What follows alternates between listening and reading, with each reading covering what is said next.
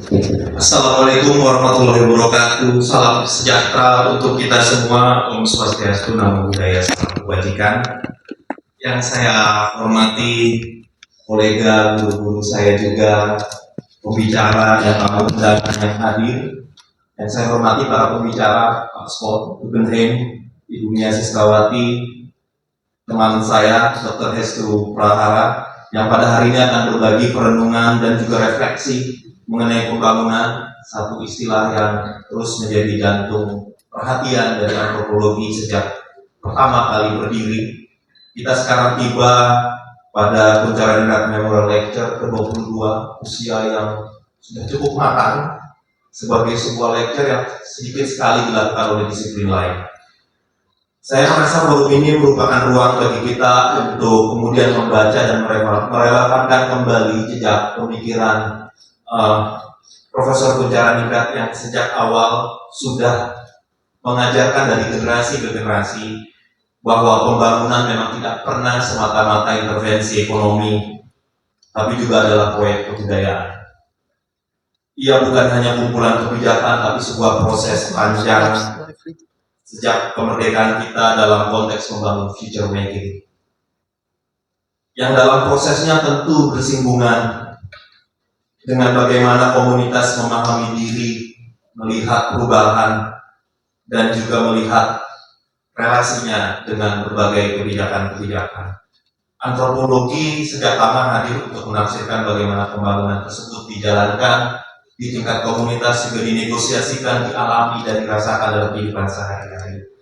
Tema kuliah tahun ini, di hari ini, merawat tubuh bangsa, refleksi peranan komunitas dalam upaya pembangunan, mengajak kita melihat bahwa bangsa yang selama ini dilihat tidak pernah serta-merta hanya sebagai objek yang dibangun dalam kerangka kebijakan top-down, tapi juga merupakan subjek yang memiliki konteks-konteks yang amat sangat beragam, di mana komunitas menjadi ruang tempat solidaritas dipraktekkan, pengetahuan dibangun, dan imajinasi masa depan dibangun dalam konteks persinggungan komunitas dengan berbagai kebijakan negara. Dalam 20 tahun terakhir setidaknya, peristilahan pembangunan sebagaimana dikemukakan Pak Kun telah berkembang sedemikian rupa.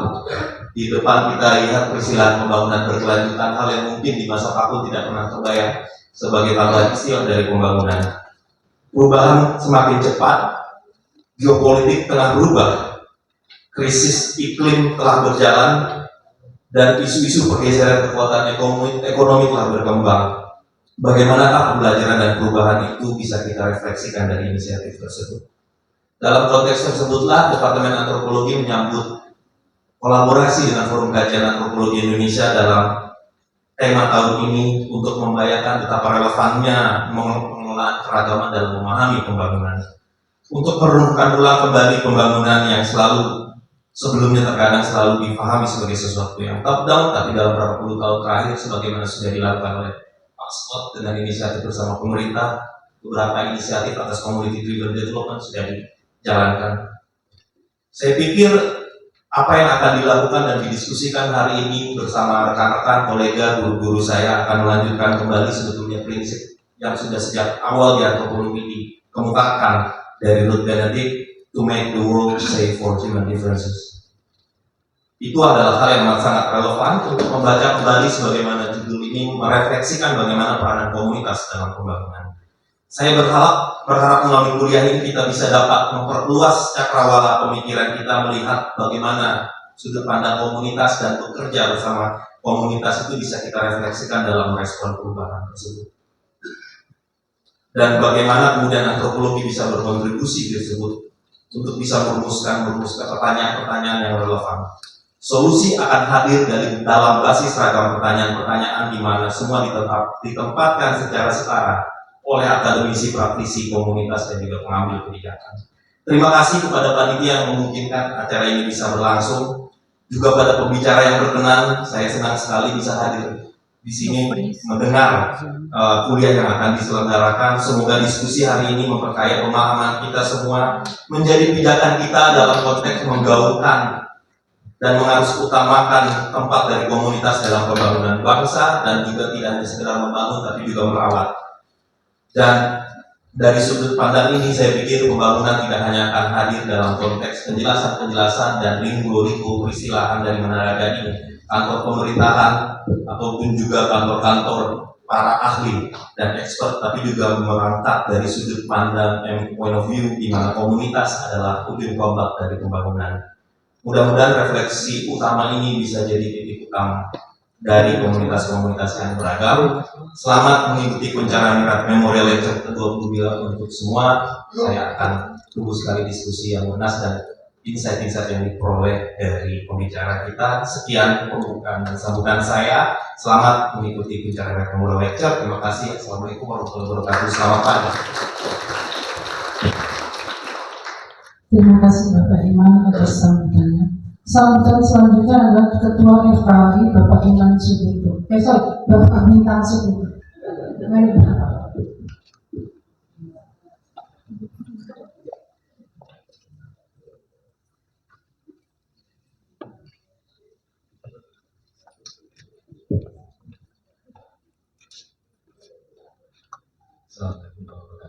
Selamat pagi. Gembira kita semua bertemu pagi ini. Kami dari Puro Pendidikan Indonesia hanya ingin berterima kasih guru saya yang telah datang, Bu Rita, Yasmin, Pak Amri, cukup dan saya pribadi. Terima kasih. Lalu kepada kerabat-kerabat antropologi dan kerabat FKI, wajah-wajah yang akrab, yang mana inilah salah satu tujuan kita mengadakan pencarian Memorial Lecture agar kita saling jumpa. Terima kasih telah hadir, juga mahasiswa yang telah hadir baik di sini maupun lewat Zoom di kelas. Terima kasih. Terlebih lagi KAI mengucapkan terima kasih kepada Ibu Sandra Hamid. Terima kasih Bu Sandra telah hadir. Beliau merupakan Eksekutif Director Amina Fulbright yang juga telah konsisten membantu FKI khususnya dalam penyelenggaraan pencarian Memorial Lecture saat ini dan sebelum-sebelumnya. Ingat Pak Kun juga merupakan alumni dari Fulbright. Terima kasih. Pencarian Memorial Lecture dimulai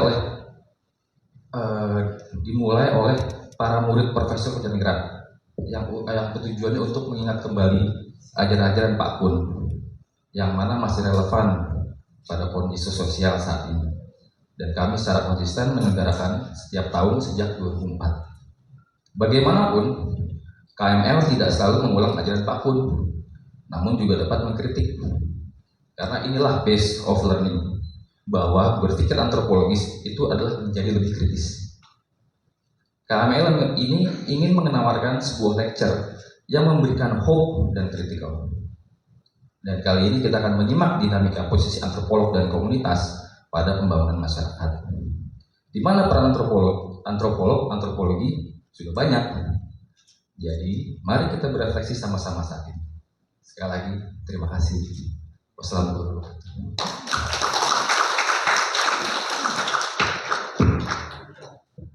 Terima kasih Pak Bintang. Memasuki acara inti yaitu pemaparan materi sekaligus diskusi dan tanya jawab yang akan dipandu oleh Iwan Pirus MA selaku moderator. Kepada Iwan kami persilakan tempat berwakil.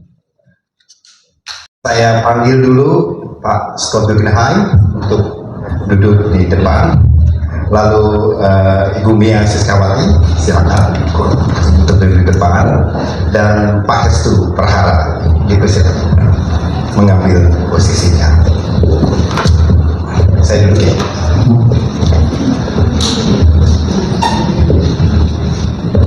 Ini adalah acara tradisional dari Forum Kajian Antropologi Indonesia. Departemen Antropologi selalu kerjasama. Kita selalu bertemu dan selalu ketemu wajah-wajah yang seringkali berulang datang, dan itu adalah bahagian yang lebih penting sebetulnya, karena kita masih bisa selalu ketemu. Suasananya seperti lebaran, memperkuat ikatan-ikatan sosial. Cuma kali ini kita agak serius, walaupun jangan terlalu tegang. Kita akan mendengarkan 3 pembicara. Yang pertama adalah, saya baca dulu CV-nya sedikit, untuk Pak Scott Guggenheim adalah antropolog pembangunan mungkin, yang telah berkarir sepertinya lebih 40 tahun dulu menempuh PhD di bidang antropologi sosial dari Johns Hopkins University, Amerika Serikat, dan kini menjabat sebagai Director of Policy Labs dan Research Professor of the Practice in the School of Foreign Service, Georgetown University. Bapak Scott ini dengan kerangka, saya pikir kerangka kerja modal sosial berperan kunci, pernah dulu berperan dalam desain pengembangan kecamatan KDP yang kemudian berkembang jadi Program Nasional Pemberdayaan Masyarakat PNPM Indonesia. Sepanjang karirnya di banyak-banyak tempat menggabungkan keahlian antropologi dengan saya rasa tata kelola pembangunan berbasis komunitas sambil terus melakukan refleksi yang mendalam tentang bagaimana pembangunan harus dilandasi oleh riset empiris teoritis yang kuat. Lalu kita punya Dr. Mia Siskawati, adalah seorang antropolog, feminis dan akademisi yang kita sudah kenal lama, mengajar di program studi kajian gender Sekolah Pasca Sarjana Pembangunan Berkelanjutan di sini. Ia memegang dulunya sarjana kehutanan, lalu kemudian S2 kajian gender dan PhD antropologi dari Universitas Indonesia. Saya coba cari CV-nya, fokusnya saya temukan kayaknya interseksi antara gender, lingkungan, dan pembangunan di Indonesia ya, dan dikenal sebagai aktivis yang mengkritisi wacana pembangunan dari perspektif etika perawatan dan keberpihakan gender, terutama menyoroti kerja perawatan sosial dan ekologis yang tersembunyi, yang disembunyikan mungkin juga dalam praktek pembangunan yang berhubungan dengan dinamika kekuasaan yang selama ini kita sulit melihatnya. Lalu ada Dr. Hestu Prahara, adalah dosen di UI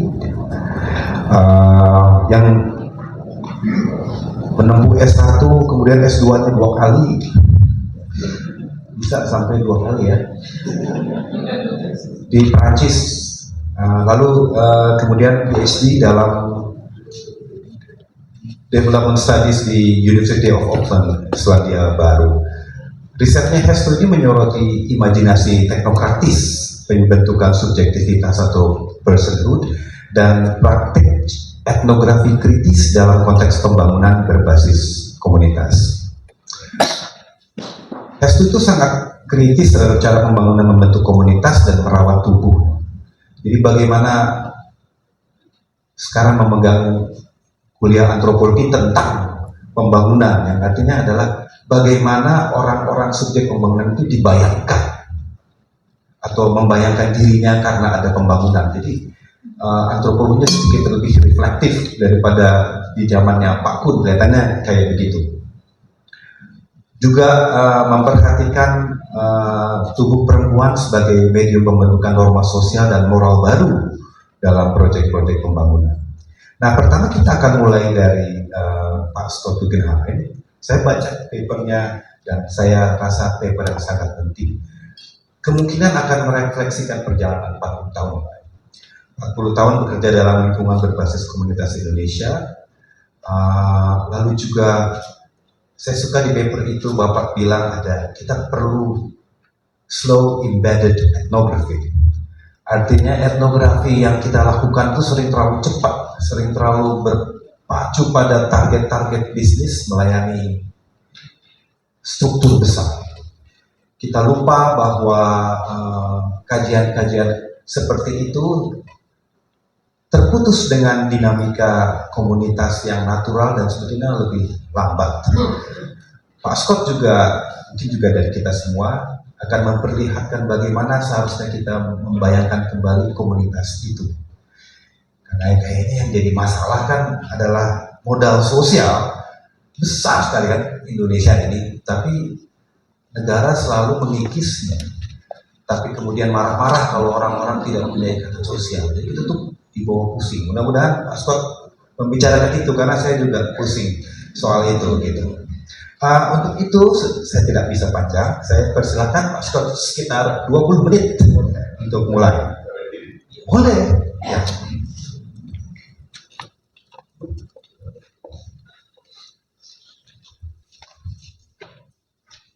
Terima kasih kesempatan ini harus mohon maaf pada saya akan membuat presentasi ini di bahasa Inggris dulu.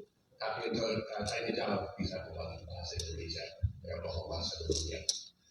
So let me thank everybody for this kind invitation to this great university. It's been 20 years since I've been to UI, and I'd like to especially thank my anthropologist colleagues in the room. After 40 years of working in development, it's actually a little scary to be back in the university where people have the job of thinking, writing, and reading, which are three things I haven't been able to do for the past 40 years. I'm particularly grateful to be speaking in the Punta Anita seminar series because my own adventure in Indonesia began precisely where his work begins also. In the opening pages of Villages in Indonesia, which I reread for this discussion, and it's really a great book, written from fieldwork that was conducted between 1954 and 1961, Punta Anita wrote, "The articles in this book are primarily intended as sources to obtain impressions on social phenomena in village communities in Indonesia today." Remember, this is 1964 when he's writing. A more intensive knowledge of these phenomena in specific sociocultural settings will enable us to formulate with great accuracy problems and hypotheses on the social system of Indonesia in general. This is a brilliant introduction to an ethnographic study. And he's writing this at an extraordinary moment in time. The research was conducted just a little more than a decade after Indonesia's independence, and it was published 1 year before the cataclysm of 1965. It was a moment of national searching for an identity, searching for an economic model, and searching for a colonial future. When he wrote, the state was distant, villages were largely outside administrative penetration, agriculture dominated life, but industrial labor markets were already forming. Communities were highly differentiated, definitely not homogenous, and coming from a tradition of structural diffusionism like Punta Anita did, it's not entirely surprising that he emphasized variation as the core analytic challenge for ethnography in Indonesia. What's striking in retrospect is how clearly time, space, and community were legible as analytical categories. Villages could be mapped as semi-bounded social bodies, embedded in concentric circles of social fields that gradually connected them to the nation state. 19th century and 20th century capitalism had brought radical economic transformations, but even as late as 1955, the anthropologist in my group, Eric Wolf, could write path-breaking articles about closed corporate ethnic communities in Mesoamerica and Central Java, a social phenomenon that doesn't even exist anymore in either country. Fast forward to 1995, I joined the World Bank's Indonesia program after nearly a decade working on documenting the generally terrible social impacts from large-scale infrastructure, particularly the social impacts. I entered the World Bank here at precisely the moment of what I think of as a triple crisis: the post-Cold War identity crisis of the World Bank itself, the crisis of the increasingly corrupt New Order, and the crisis in village leadership. So let me start with the bank's crisis, because I think to understand what happens next, you need to understand crisis. The bank's crisis began, and it continues, with the accelerating global environmental critique of large infrastructure and the global reputational costs of being too closely aligned with Suharto's New Order and other authoritarian governments. Internally, this is in 1995, the bank was searching for a new moral core, and externally, it was struggling to maintain legitimacy. I didn't expect to detect a crisis in the New Order government as quickly as it did. But shortly after I came to Indonesia, I began traveling around the country. And to me, coming to Indonesia was actually a shock. And what shocked me most was the huge gap between Indonesia's global international reputation as a development state and the lived reality of declining services, collapsed accountability, and deep institutional confusion at local levels. And this was true everywhere I traveled around Indonesia. The regime's legitimacy was visibly declining under the weight of KKN, but pressure was also pushing upward from the regions themselves. At the local level, and I spent a lot of time going from Kabupaten to Kabupaten, at the local level, governance looked less like a hierarchy and more like a battlefield of authorities competing over illicit rents. Up and down the system, information was unreliable. In fact, the first time I went out to NTT, all the local governments showed me the books they used, and a different set of books that they were sending to Jakarta. This was in 1995. I'm sure they fixed all that. Services were poor. I actually once took the World Bank director, who was a world famous statistician who worked on education. We did a motorcycle trip 90 minutes from Jakarta, and in 13 of 13 randomly chosen primary schools, all the schools were in a state of collapse, 90 minutes from Jakarta. The gap between the success stories that I heard in the offices of the bank in Bappenas and what I could see in the villages that I was visiting, particularly in the area around Kedungombo in Jawa Tengah, was really perplexing. Keeping in mind, this was before the era of fake news and alternative facts. What to do? Right? Well, before I left DC, I had been part of a 3-country study advised by Robert Putnam to see whether the concept of social capital had any empirical validity or uses. So taking advantage of the global interest, I commissioned a series of local institutional studies in Sumatera Utara, Jawa Tengah, and Nusa Tenggara Timur. Like Kunjara Ningrat, I too wanted to get any handle, on what was really going on within villages and how variance affected the understanding of what is a village. Now, these studies were revealing in ways that only good critical ethnography can be, showing that the crisis of leadership in the World Bank and in the New Order, there was also a third level of crisis, a crisis in village authority. Village institutions and the power of cultural beliefs in collective action and reciprocity were still strong, but traditional village leadership is being challenged in all 48 of our cases, first by government authorities, and also by a generation of newly educated young men and women. Even so, the overall conclusion from these LLI studies was not a question about whether communities could plan development, but whether state and World Bank systems could find a way to do it within their institutional frameworks of scale, standards, and financial accountability. It took a lot of smart and dedicated people, a lot of time to crack that nut. We faced a series of unresolved analytical problems that still haunt development today. Constructing community as a development subject sounds like a great idea in theory, but is not so straightforward in practice. Where do we draw the boundary between state, market, and community? How do we preserve participation and inclusion in socially stratified communities?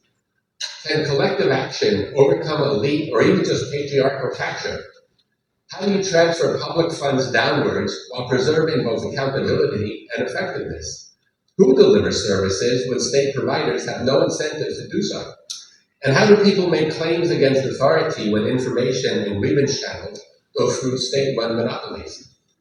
PEN-TM, which is the program that we developed out of this is the program that became a living anthropological laboratory for testing these questions in real time. Community-driven reconstruction drove recovery at scale in Aceh and Nias after the tsunami. And I want to point out that when the entire US government was able to rebuild 52 communities with all the assistance of USAID, the government of Indonesia, using a community-based approach, built 3,200 in the same time period. So it is possible to work at scale using community-based approaches. Sectors such as education and health began piloting direct transfer programs of their own for better schools and clinics. If you remember Hospita, that didn't exist in the New Order. That's something entirely new.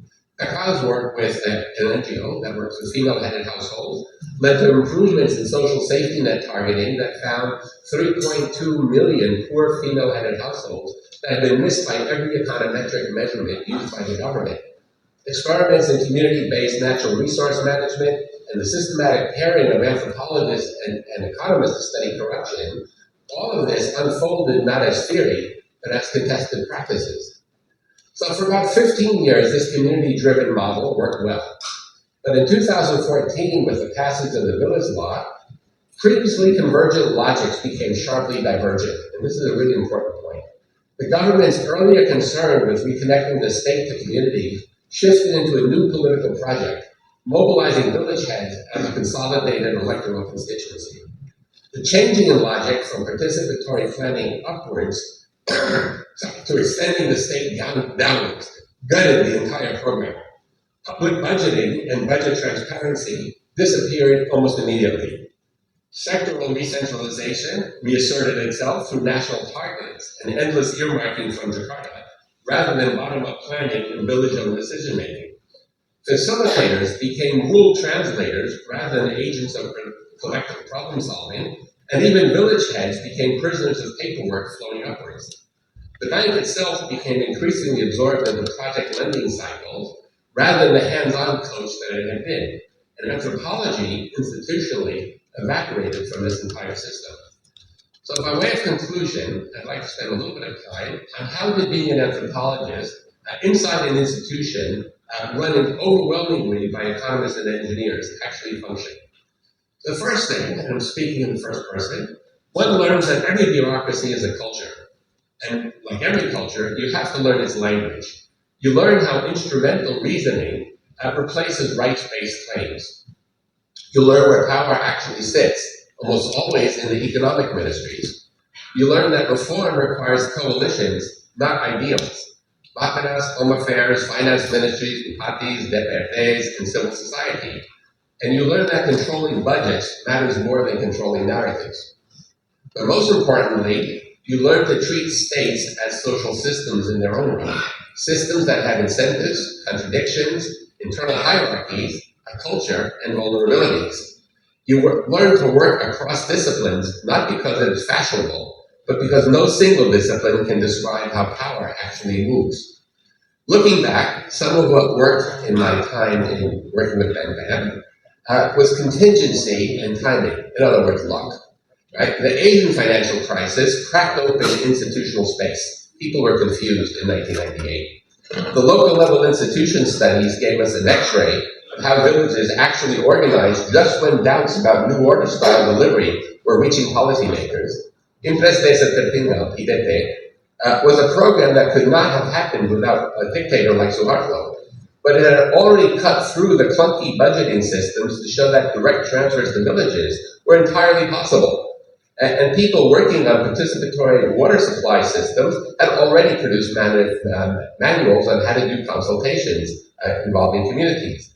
So what later became PNPM was actually a reinvention of shreds and patches, reused bits of other people's ideas, strung together into a model that the bank and government could swallow and digest. But it did prove that anthropologically informed development models could work at scale across diversity and in responsive, even if not perfect ways. And today, in 2025, more of the same is definitely not going to work. We live in a completely different time. The global order itself is fragmenting. There's a return of the state in economic control and social regulation.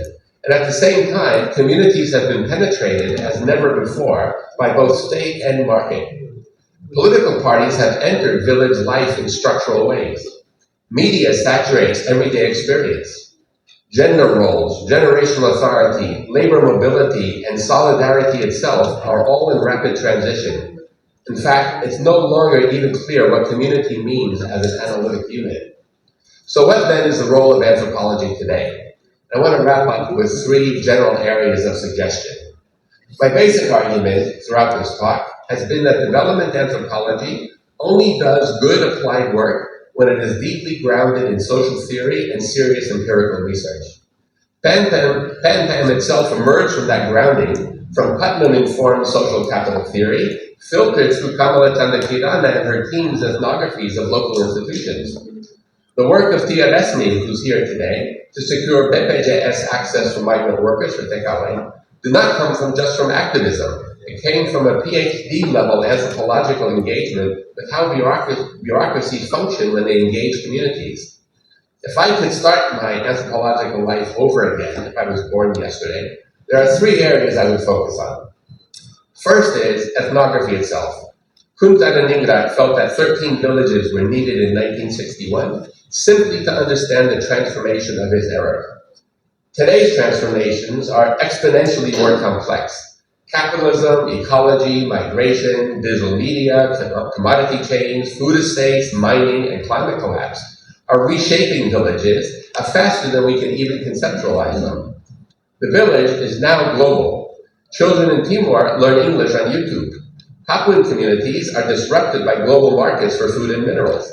The need for deep, slow, embedded ethnography of this transforming landscape has never been greater.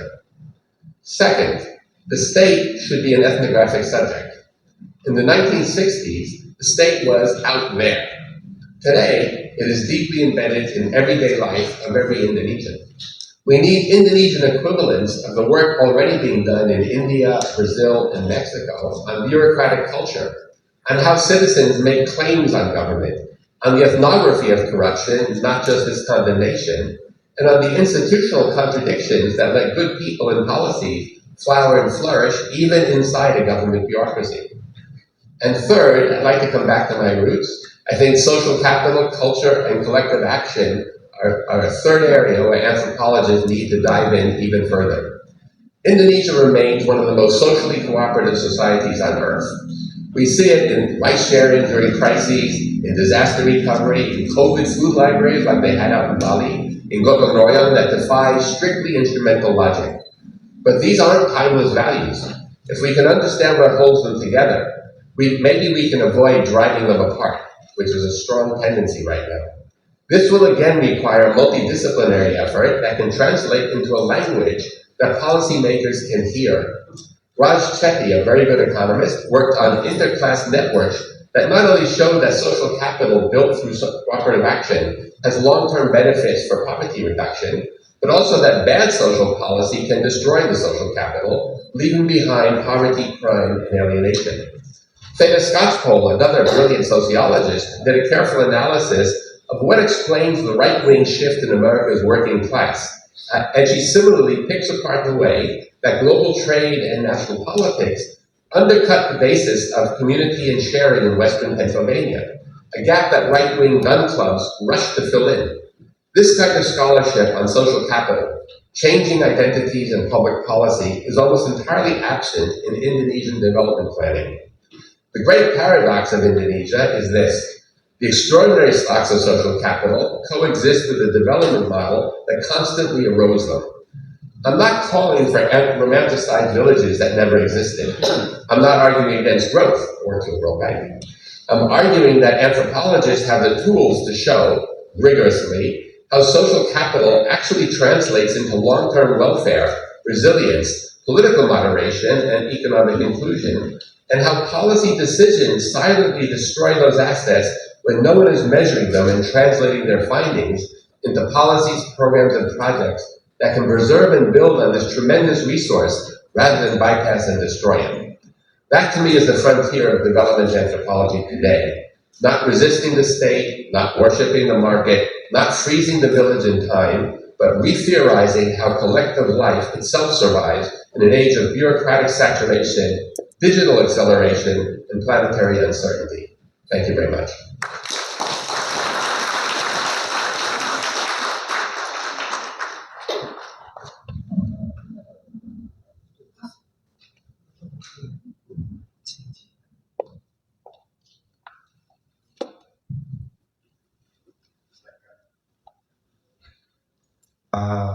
Pembicara kedua, siap-siap Ibu Mia Siskawati. Saya pikir, saya menduga akan ada bahasannya penting peran sentral etika perawatan, ethics of care, dan dimensi gender dalam pembangunan. Mengkritisi bagaimana kerja perawatan sering membebani justru perempuan, sehingga perempuan itu termarginalkan dengan sengaja dalam skema pembangunan yang tidak memiliki keberpihakan gender.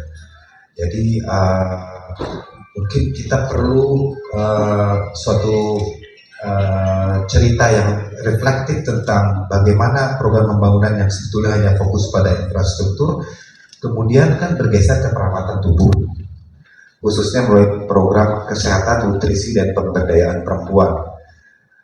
Tapi beban berat ini kok tidak dibarengi oleh pengakuan memadai terhadap beban moral dan fisik yang dipikul gitu. Saya pikir itu sangat menarik kalau akan dibicarakan. Silakan. Ya.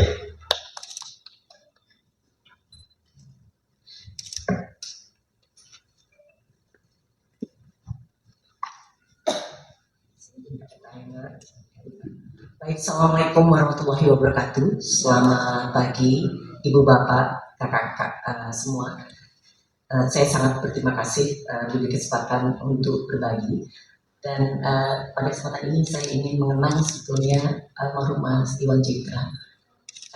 Beliau yang menjadi mentor saya sejak saya masih unyu-unyu mahasiswa kehutanan.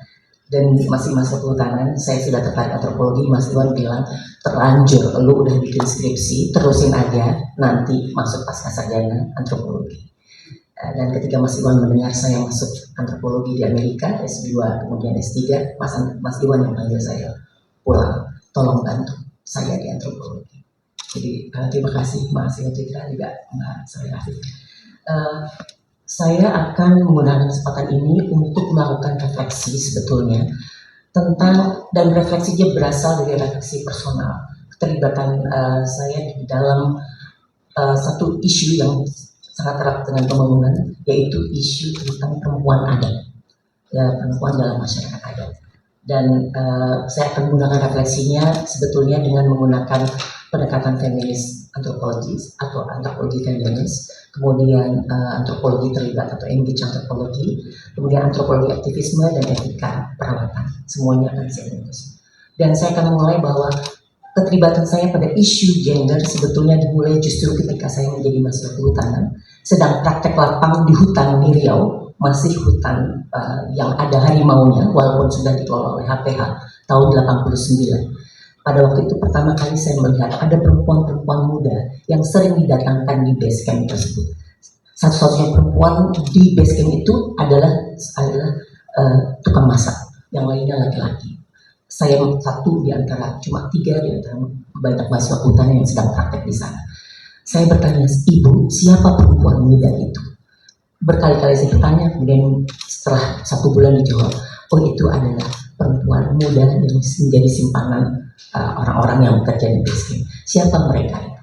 Mereka bekerja atau berasal dari desa-desa di sekitar logging camp yang biasanya orang tuanya berharap sebetulnya diperistri kemudian menaikkan tingkat. Pengalaman tersebut karena 2 bulan saya tinggal di hutan sangat membekas dan menjadi awal dari perjalanan saya memasuki isu gender. Nah, yang pertama adalah pengalaman itu kemudian membuat saya ingin mempelajari, ketika akhirnya mempelajari antropologi, sebetulnya apa yang kemudian bisa kita lakukan untuk bisa mempelajari bagaimana hidup mereka, perempuan-perempuan yang ada di wilayah-wilayah yang kemudian diklaim oleh negara sebagai hutan negara, dan negara memberikan konsesi kepada perusahaan-perusahaan swasta maupun perusahaan negara, yang kita lihat hasilnya sekarang, tragedi di Sumatera. Ini tragedi yang tidak bisa dilepaskan dari apa yang saya saksikan 89 ganti 36 tahun yang lalu, di mana kawasan hutan yang sebetulnya masih merupakan kekayaan alam kita kemudian diekstraksi sedemikian rupa untuk mengejar kepentingan ekonomi. Pembangunan pada waktu itu memang bertumpu pada pembangunan yang mengekstraksi sumber daya alam. Antropologi feminis ini kemudian memberikan bekal pada saya, karena di dalam pendekatan antropologi feminis ini sebuah pendekatan yang dikembangkan para antropolog. Awalnya pendekatan ini adalah pendekatan yang fokusnya memberikan perhatian pada perempuan, sehingga dalam literatur disebutkan sebagai anthropology of women. Mengapa demikian? Karena para antropolog laki-laki sebelumnya ketika melakukan etnografi, perhatiannya lebih kepada berbagai komponen di masyarakat tanpa melihat bahwa perempuan, tentu saja berbagai kelompok sosial, perempuan bukan kelompok yang homogen, mereka tentu memiliki pengalaman yang berbeda. Jadi antropologi of women yang awalnya dimaksudkan untuk mengkoreksi bias etnografer laki-laki, kemudian berkembang tidak hanya tentang antropologi tentang perempuan, tapi antropologi yang kemudian memberikan perhatian pada ketimpangan relasi kuasa. Ketimpangan relasi kuasa yang bisa juga terjadi pada berbagai kelompok sosial, termasuk misalnya di kalangan masyarakat adat sendiri. Ketimpangan di antar pemimpin adat yang merupakan kelompok elit laki-laki, dan ketimpangan yang dialami oleh juga laki-laki tapi berasal dari kelompok yang lebih kecil atau berasal dari kelas atau bahkan kasta sosial yang lebih rendah. Tentu saja antropologi feminis juga kemudian memberikan perhatian pada ketimpangan relasi kuasa yang punya dimensi gender. Gender di sini bukan jenis kelamin biologis, tapi konstruksi sosial yang mengatur bagaimana laki-laki dan perempuan memiliki peran, posisi, dan fungsi. Dalam perkembangannya, antropologi feminis juga memberikan perhatian kepada kelompok-kelompok marginal lainnya, termasuk diantaranya tentu penyandang disabilitas, masih perempuan itu perempuan kepala keluarga, dan juga berbagai kelompok marginal lain. Dalam konteks masyarakat adat, antropologi feminis kemudian membantu saya melihat bahwa masyarakat adat bukanlah kelompok yang homogen yang hanya terbagi dari kedua jenis kelamin, laki-laki dan perempuan. Bahkan di kalangan perempuan sendiri ada kelompok-kelompok perempuan dari kasta yang paling rendah di dalam masyarakat adat itu sendiri. Antropologi feminis juga kemudian membantu saya untuk mempelajari lebih mendalam bahwa terdapat paling tidak 3 komponen utama yang menjadi perhatian dari antropologi feminis, dan itu menjadi pijakan. Yang pertama adalah tentang posisi dari etnografer atau positionality, di mana posisi etnografer akan selalu menjadi pihak yang tidak hanya sekedar mempelajari seperti halnya mungkin etnografi klasik, tetapi juga turut terlibat. Nanti saya akan singgung bagaimana keterlibatan etnografer feminis itu terkait dengan prinsip etika perawatan. Komponen yang kedua dalam antropologi feminis adalah apa yang dikenal sebagai reflexitivity atau refleksivitas, di mana di dalam melakukan etnografi akan selalu dilakukan, atau si etnografer feminis akan selalu melakukan refleksi terus menerus, dan refleksinya di sini adalah refleksi tentang apa yang sedang dilakukan si etnografer tersebut. Apakah kemudian yang dilakukan sesungguhnya justru misalnya memposisikan subjek penelitiannya menjadi pihak yang sebetulnya ternyata dieksploitasi oleh si etnografer tersebut.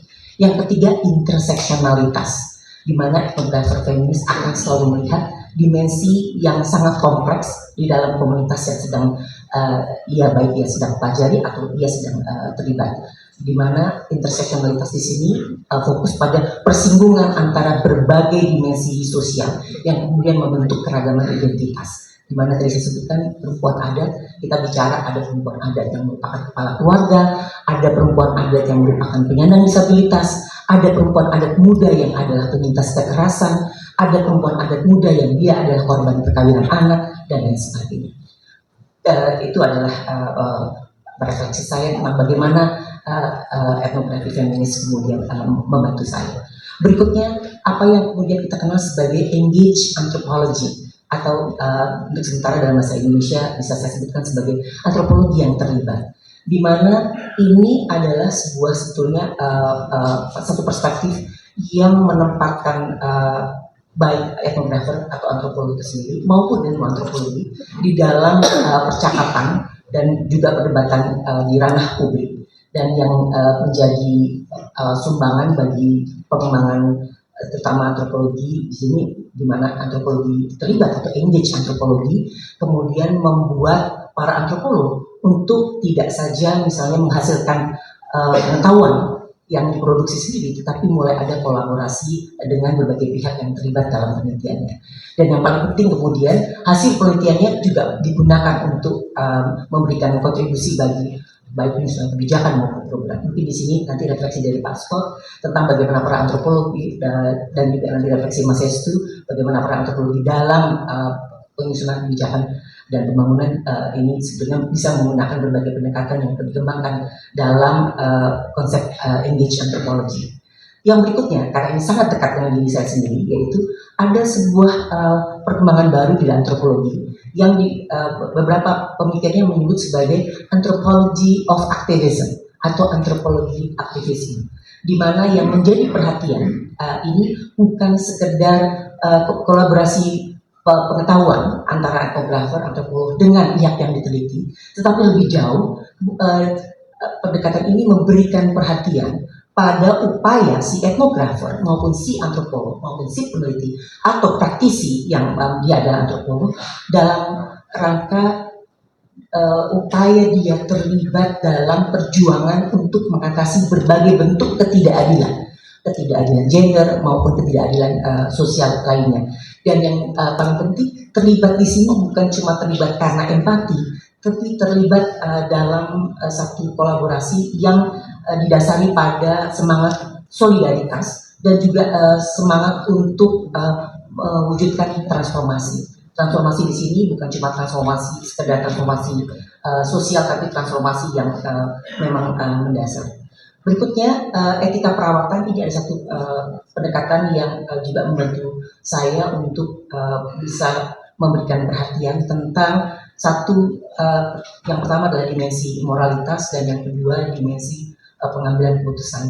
Di mana tentu saja dalam etika perawatan, terutama perspektif feminis tentang etika perawatan, yang menjadi perhatian adalah bagaimana kita saling bekerja sama dengan memperhatikan berbagai situasi latar belakang yang tentu saja terdapat ketidaksetaraan. Misalnya saya bekerja dengan perempuan adat, tentu ada harus saya akui bahwa terdapat berbagai perbedaan dan terdapat berbagai hal ketidaksetaraan. Misalnya saya bisa dengan nyaman tadi malam sampai insya Allah mungkin berikutnya saya bisa tidur dengan nyenyak, sementara mereka harus siap siaga karena wilayah hidupnya atau ruang hidup tempat mereka berada bisa jadi kemudian akan diserbu bencana karena eksploitasi yang sudah terjadi puluhan tahun yang lalu, dan sekarang mereka akan berada pada situasi yang tidak seperti saya. Nah, etika perawatan kemudian akan membantu saya memberikan perhatian juga tentang bagaimana interaksi antara saya dengan tadi perempuan adat yang menjadi baik itu subjek penelitian saya atau perempuan adat yang menjadi mitra dalam kerja saya sebagai scholar aktivis. Baik, dari 4 perspektif tersebut, izinkan saya sedikit untuk kembali kepada refleksi pengalaman saya bekerja dengan perempuan adat, terutama perempuan adat yang berasal dari sebuah komunitas yang tidak jauh dari kita, hanya 6 jam dari Depok, yaitu komunitas adat Banten, Kesepuhan Banten Kidul. Ini adalah satu komunitas adat yang para antropolog sendiri sudah mempelajarinya. Tetapi yang menarik bagi saya adalah pengalaman saya bekerja dengan komunitas adat Banten Kidul itu sebetulnya dimulai ketika saya menjadi aktivis. Karena sebelum kembali, maksud saya sebelum bergabung dengan Masyarakat Indonesia, saya bekerja cukup panjang di gerakan lingkungan, gerakan masyarakat adat, dan kemudian gerakan perempuan. Mereka adalah komunitas yang hidup di sebuah kawasan yang disebut sebagai kawasan ekosistem Halimun, terletak di 2 provinsi, Jawa Barat dan Banten. Secara lebih tepatnya yaitu di Kabupaten Bogor, Sukabumi, dan Lebak. Mereka dikenal sebagai komunitas yang masih memelihara pengetahuan adat, pengetahuan lokal, pengetahuan tempatan, dan juga masih memiliki peran atau sosial yang sangat kuat. Dan mereka dikenal sebagai komunitas yang masih memelihara berbagai keanekaragaman hayati, baik itu pangan di hutan maupun di ekosistem air tawar yang ada di sana. Namun demikian, mereka punya masalah karena ruang hidup mereka. Saya bicara komunitas adat Banten Kidul ini bukan satu komunitas, sesungguhnya sekarang mereka mendeklarasikan diri bahwa ada sekitar 500 subkomunitas. Artinya sebetulnya jumlahnya tidak sedikit, dan desa-desa yang mereka huni ini tadi saya sebutkan terletak di 3 kabupaten tersebut. Dan saat ini ruang hidup mereka berada di sebuah kawasan yang oleh negara ditetapkan sebagai kawasan taman nasional. Kawasan taman nasional kelihatannya baik karena berarti dilindungi. Tetapi tidak demikian sederhana. Karena mereka tinggal di kawasan taman nasional, mereka kemudian bisa menjadi subjek yang dikriminalisasi karena ada undang-undang konservasi dan undang-undang pencegahan perusakan hutan yang akan bisa digunakan untuk mengkriminalisasi mereka kalau mereka kemudian ketahuan misalnya membawa alat untuk menebang kayu, di mana sebetulnya mungkin mereka menebang kayu di kebun-kebun tua yang sudah dikembangkan oleh leluhur mereka. Jadi mereka punya masalah di mana terdapat sebetulnya perseteruan dengan negara tentang ruang hidup. Yang juga perlu diperhatikan adalah selama ini perhatian terutama dari gerakan masyarakat adat sebelumnya perhatiannya banyak kepada nasib mereka, tetapi perempuan adatnya itu tidak mendapatkan perhatian.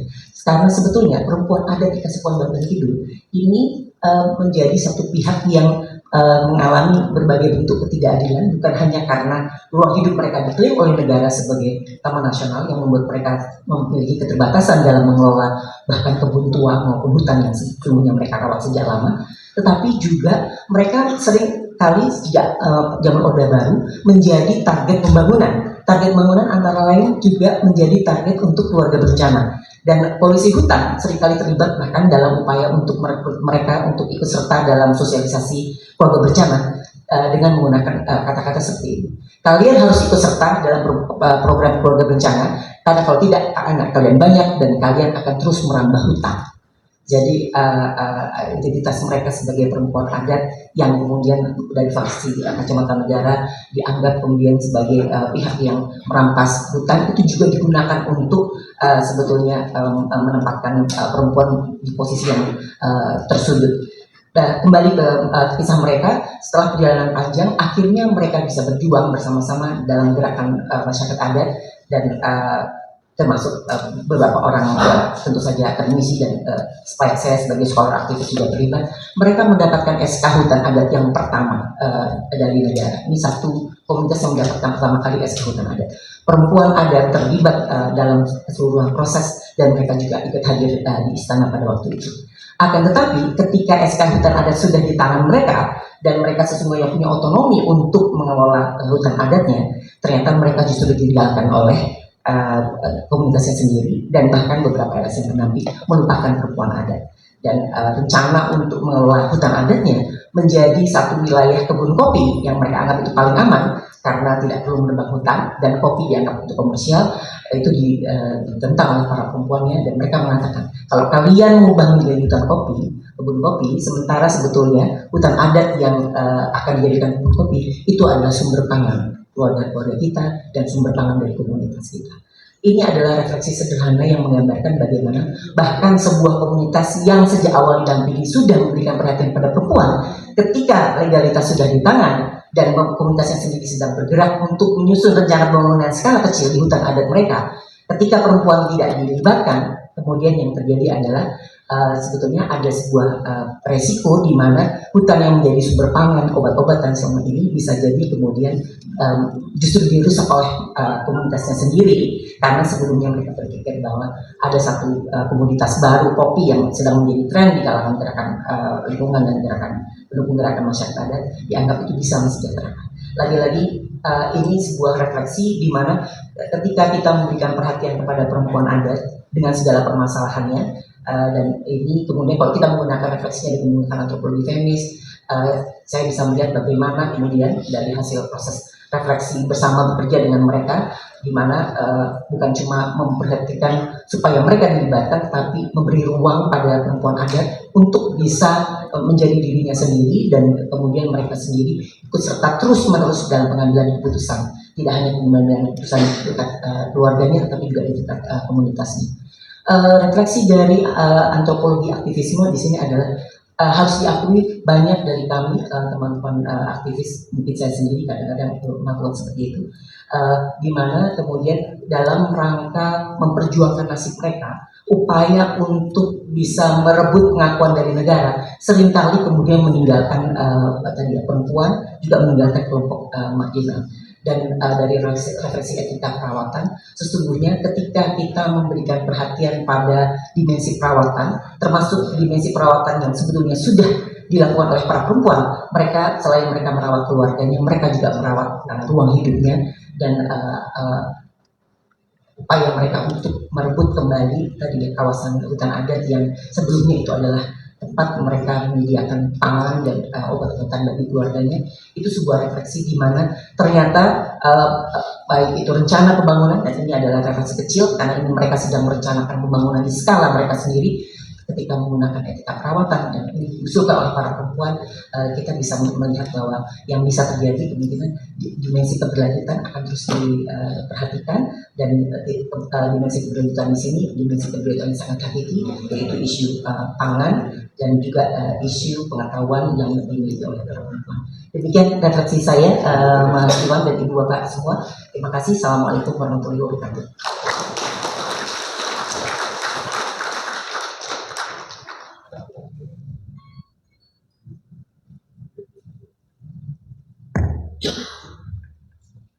Pembicara yang terakhir yang mungkin sudah mendengar dua pembicara sebelumnya ya, Mas Sestu ya. Jadi mungkin dari mukanya kelihatan kayaknya akan ada narasi yang lain sama papernya nanti nih. Tapi kira-kira Dr. Hestu akan mengulas bagaimana pembangunan komunitas bukan sekedar membangun ruang sosial dan infrastruktur ya, rencana kita kan gitu. Tapi juga akan bicara memproduksi subjek baru. Jadi pembangunan memproduksi subjek baru, dan kita dengar dari Pak Scott sebelumnya bahwa kalau bicara subjek baru, kita sebagai bagian dari komunitas menjadi subjek baru karena pembangunan, itu satu hal. Tapi di hal lain ternyata bahwa negara juga harus dilihat sebagai sebuah sistem sosial. Artinya ada subjek-subjek di dalam negara yang sebenarnya orang juga, dia bukan mesin gitu, tapi dia juga orang. Orang kan ada yang baik, ada yang jahat, ada yang punya niat-niat luhur, ada yang tidak. Tapi dibilang adalah dia ada dalam sebuah sistem sosial. Jadi mungkin community lokal menjadi subjek baru, negara juga selalu menciptakan subjek-subjek baru, dan apakah nanti Pak Hestu akan bicara itu. Terus dari dunia kita lihat ternyata ribet sekali kan, persoalan itu sangat kompleks dan jauh dari selesai, dan menjadi reflektif itu bukan menjadi menyelesaikan atau menjadi damai, tapi banyak sekali hal-hal yang sebetulnya masih menjadi problem. Itu juga mungkin semoga disambung nanti sama pendapatnya Mas Hestu. Misalnya adalah yang penting itu adalah, kan tadi kenapa perempuan tidak dilibatkan gitu kan, tapi nggak bisa dijawab kenapanya. Tapi saya punya dugaan, atau apakah nanti juga nyambung, karena perempuan sulit untuk berpikir alam itu sebagai komoditi. Dia susah karena dia pernah punya anak, masa melihat anak sebagai komoditi kan enggak gitu kan. Laki-laki gampang sekali membayangkan bahwa kebun jadi kopi akan jadi lebih untung. Jadi persoalan tadi nggak ada kata komoditi, tapi kira-kira mungkin itu juga sebenarnya menarik untuk dilihat. Apakah kita menjadi komoditi sehingga bermakna sebagai subject state? Nggak tahu. Tapi sorry, silakan. Iya dong, silakan. Iya ya. Terima kasih Mas Iwan. Selamat pagi menjelang siang, mudah-mudahan semangatnya masih pagi. Hari ini saya akan menyampaikan mungkin beberapa catatan refleksi saya yang sebenarnya diperoleh dari pengalaman panjang tadi soal antropologi terlibat. Juga pertama kali saya menjadi antropolog, belajar di S1, langsung nyemplung ke antropologi yang terlibat waktu itu bersama Profesor Yunita dan teman-teman yang lain waktu itu dengan Departemen Antropologi. Terus juga dengan engagement setelah lulus menjadi peneliti lapangan dengan waktu itu dengan World Bank. Ada juga rekan-rekan saya di sini yang waktu itu pertama kali ketemu dalam penelitian tentang PNPM di Banjarmasin, dan untuk itu saya juga kemudian berterima kasih sebenarnya kepada almarhum Hasbunar Arifin yang waktu itu secara konsisten mengajak saya terus-terusan, ayo kita riset gitu. Jadi refleksi saya adalah hasil dari beberapa bagian engagement dengan beragam bentuk engagement di antropologi dan juga dengan World Bank, dengan PNPM. Dan kemudian terakhir disertasi saya menulis transisi dari PNPM ke yang kemudian kita kenal sekarang menjadi dana desa, program P3MD. Oke, para hadirin yang budiman, membaca tema KML hari ini, next. Saya teringat dengan buku yang ditulis oleh Profesor Hans Voss yang berjudul Nurturing Indonesia. Di buku tersebut diceritakan tentang Dr. Bumi Putra, lulusan Stovia, itu berjalan keliling kampung untuk mengobati orang-orang dengan penyakit malaria, TBC, infeksi kulit dengan obat-obatan yang sederhana yang mereka bawa di dalam tas kulit mereka. Namun sebetulnya yang mereka bawa itu lebih besar daripada apa yang mereka bawa dalam isi tas mereka. Mereka mengemban sebuah visi bahwa merawat tubuh adalah jalan menuju kemajuan dan masa depan. Dalam kisah tersebut, keperawatan bukan semata tindakan medis, ia adalah praktik politik tentang kemungkinan sebuah bangsa yang baru, sebuah bangsa yang dapat keluar dari keadaan sakit yang diakibatkan oleh ketidakadilan dan pengabaian. Perlu juga dicatat bahwa para dokter Jawa, demikian mereka disebut pada abad ke-20, tidak sekedar menerapkan teori medis yang mereka pelajari di Stovia. Mereka sedang menjawab ke mendesakan kolonial pada saat itu. Wabah malaria, TBC, infeksi kulit, kekurangan gizi, penyakit yang dialami penduduk tetapi diabaikan oleh pemerintah kolonial kecuali ketika mengancam stabilitas ekonomi dan politik. Pauls menunjukkan bahwa ilmu kedokteran di Indonesia, termasuk cara memahami tubuh, memahami sakit dan perawatan, dia tidak muncul dari ruang abstraksi. Dia muncul di dalam konteks sosial politik yang genting yang menuntut sebuah intervensi. Next. Beberapa dekade kemudian, Bapak Antropologi Indonesia, Profesor Kuncharaningrat, menulis Kebudayaan, Mentalitas, dan Pembangunan. Saat saya membaca kembali buku tersebut, saya merasakan energi yang mirip dengan para dokter Stovia, meskipun konteksnya berbeda. Indonesia sudah merdeka tapi menghadapi masalah baru, ketertinggalan ekonomi, tingginya angka buta huruf, yang melahirkan keinginan untuk membentuk manusia pembangunan. Dalam hal ini, Kuncharaningrat tidak sekedar membuat teori demi teori. Ia menjawab sebuah kemendesakan politik pasca kolonial. Bagaimana membayangkan bangsa yang modern, bekerja keras, tertib, dan rasional. Sebagai argumen pembuka ceramah saya pada pagi ini, saya ingin menegaskan bahwa sebagaimana disiplin ilmu kedokteran yang digambarkan oleh Hans Pauls, antropologi di Indonesia tidak pernah lahir sebagai disiplin yang netral atau berkembang dalam ruang kosong. Ia tumbuh dalam kemendesakan pasca kolonial. Dalam konteks inilah, seperti yang dikemukakan oleh Prof. Kuncharaningrat, antropologi menjadi bagian yang tidak terpisahkan dari pembangunan, yaitu dalam membantu negara membaca mentalitas rakyatnya, menjelaskan proses perubahan, sekaligus merumuskan perangkat intervensi yang dianggap perlu. Di sini saya sampai pada argumen yang kedua, bahwa sejak awal kemunculannya, antropologi memang bersifat terapan. Konsep dan teori antropologi tidak pernah lahir dari abstraksi yang melayang di atas kehidupan, melainkan dari keharusan menjawab situasi-situasi pragmatis. Kolonialisme, pembangunan, transformasi desa, perubahan agraria, kesehatan masyarakat, dan berbagai bentuk ketidakadilan dan ketimpangan yang memerlukan penjelasan. Karena itu, membedakan antropologi terapan dan antropologi teoritik seringkali justru menutupi kenyataan bahwa seluruh teori antropologi adalah hasil keterlibatan mendalam dengan persoalan hidup yang konkret.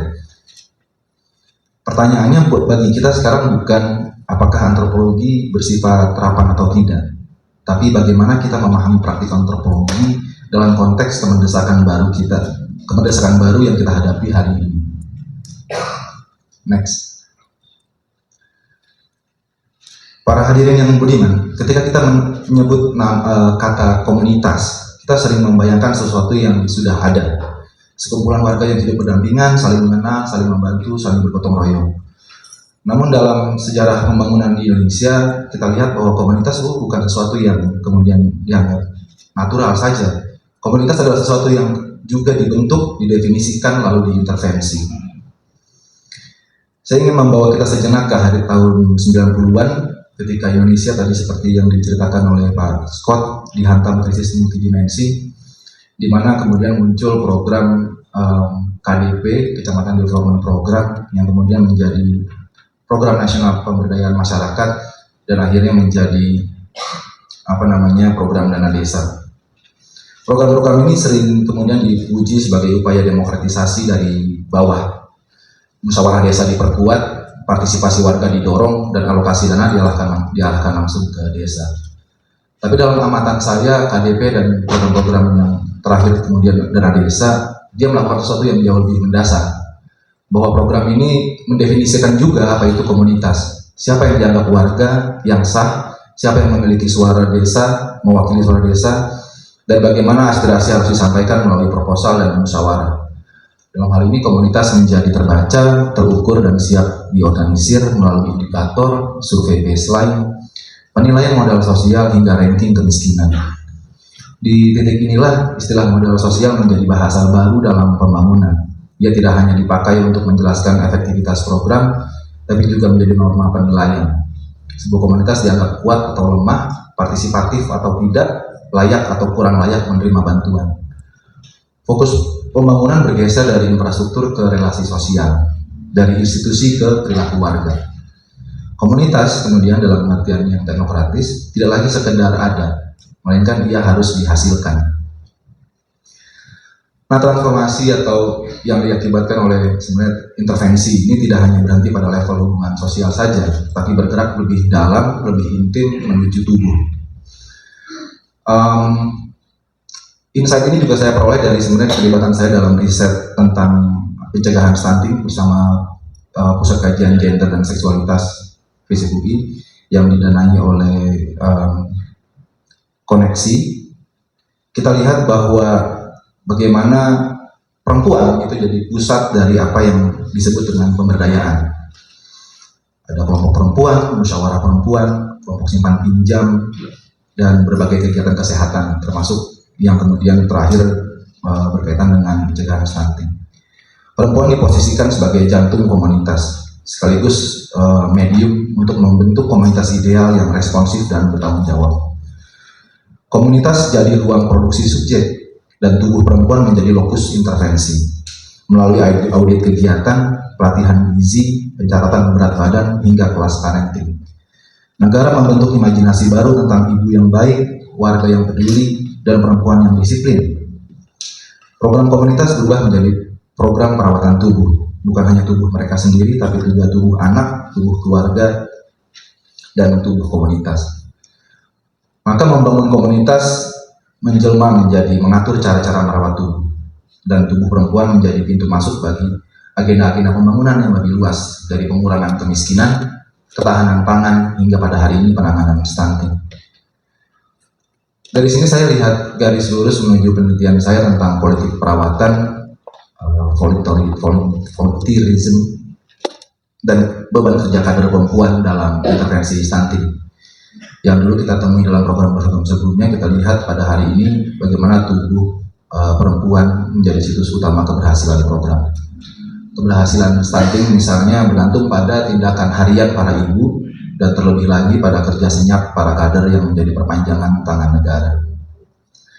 Pada akhirnya, pembangunan komunitas bukan hanya soal membangun ruang sosial, ya ada proses untuk relasi, moralitas tadi ya, menjadi ibu yang baik dan lain sebagainya, jadi ibu yang disiplin, dan pada akhirnya juga tentang bagaimana akhirnya tubuh itu dibayangkan sebagai area yang diintervensi gitu ya, jadi menuju masa depan yang dibayangkan pada hari ini.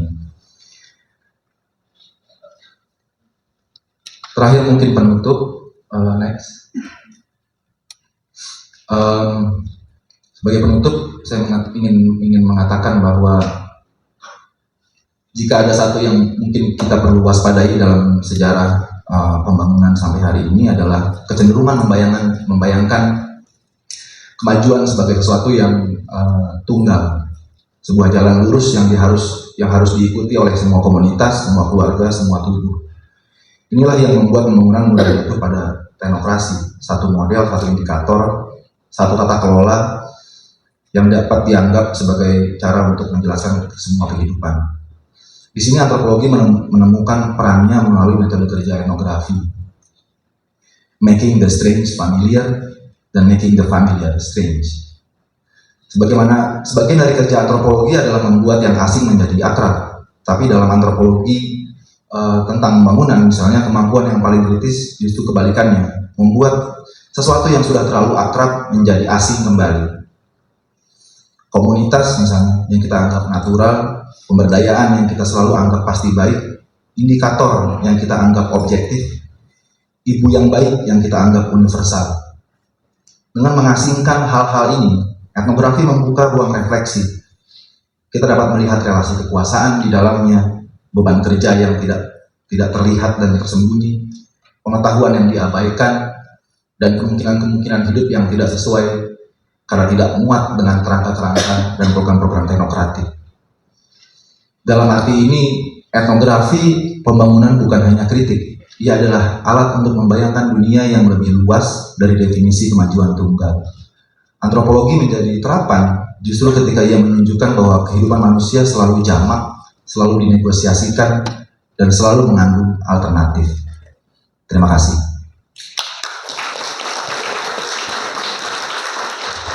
Terima kasih.